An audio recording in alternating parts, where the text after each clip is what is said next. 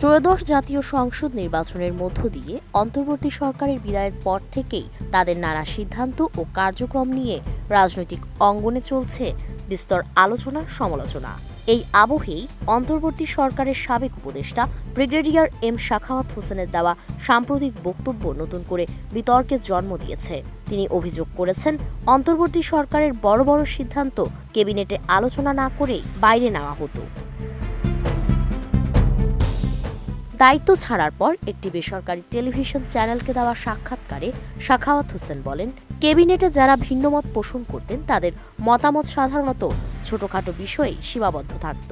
বড় নীতিগত সিদ্ধান্তগুলো ক্যাবিনেটে বৈঠকে হতো না বলেও দাবি করেন তিনি। তিনি বলেন, আমরা যারা দ্বিমত করেছি সেগুলো ছোটখাটো বিষয় ছিল, কিন্তু দুর্ভাগ্যজনকভাবে বড় সিদ্ধান্তগুলো ক্যাবিনেটে হতো না, ক্যাবিনেটের বাইরে আলোচনা হতো। তিনি আরও বলেন, সব সরকারেরই একটি অনানুষ্ঠানিক কিচেন ক্যাবিনেট থাকে এমন কথা শোনা যায়, তবে সেই পরিসরে কারা ছিলেন তা তিনি নিশ্চিত নন। সাখাওয়াত হোসেন স্পষ্ট করে জানান, তিনি এই পরিসরের অংশ ছিলেন না। তার মতে হয়তো তাকে এমন কেউ হিসেবে দেখা হয়েছিল যিনি সব সিদ্ধান্তে একমত হবেন না। নতুন বাংলাদেশ গড়তে এলো জুলফিকার স্টিল। জুলফিকার স্টিল, ইস্পাত দৃঢ় অঙ্গীকার।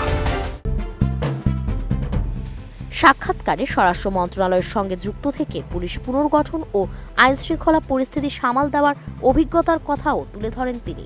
জানান, দায়িত্ব নেওয়ার সময় পরিস্থিতি ছিল অত্যন্ত নাজুক। বহু থানা লুট ও অগ্নিসংযোগের শিকার হয়েছিল। পুলিশ মাঠে নামতে অনীহা প্রকাশ করেছিল। ট্রাফিক পুলিশও দায়িত্ব পালনে অনাগ্রহী ছিল বলে উল্লেখ করেন তিনি। সে সময় 4000 রাইফেল লুট হয়েছিল বলেও দাবি করেন সাখাওয়াত হোসেন। এর মধ্যে কিছু উদ্ধার করা গেলেও 1000-এর বেশি অস্ত্র নিখোঁজ ছিল, যা বর্তমান সরকারের জন্য বড় ঝুঁকি বলে মন্তব্য করেন তিনি।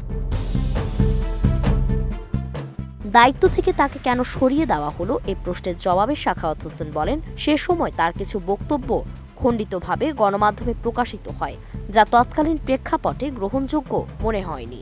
তবে তিনি দাবি করেন, পরবর্তীতে দায়িত্ব ছাড়তে চাইলেও তাকে তখন থাকতে বলা হয়।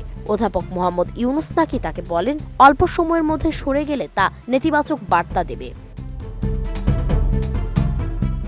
বিভিন্ন চুক্তি নিয়ে ওঠা গুঞ্জন প্রসঙ্গে তার বক্তব্য, কোনো গোপন চুক্তি হয়নি। বিদেশি প্রভাব প্রসঙ্গে তিনি স্বীকার করেন, কিছু ক্ষেত্রে চাপ ছিল, বিশেষ করে বাণিজ্য আলোচনায়। সব মিলিয়ে অন্তর্বর্তী সরকারের সিদ্ধান্ত গ্রহণ প্রক্রিয়া, আইনশৃঙ্খলা পরিস্থিতি ও বিদেশি প্রভাব নিয়ে সাখাওয়াত হোসেনের বক্তব্য নতুন করে রাজনৈতিক অঙ্গনে প্রশ্নের জন্ম দিয়েছে। ক্যাবিনেটের ভেতরে কি হতো আর কি হতো বাইরে, সে বিতর্ক এখন আরও জোরালো হতে পারে। ফারিন রহমান প্রীতি, এটিএন নিউজ।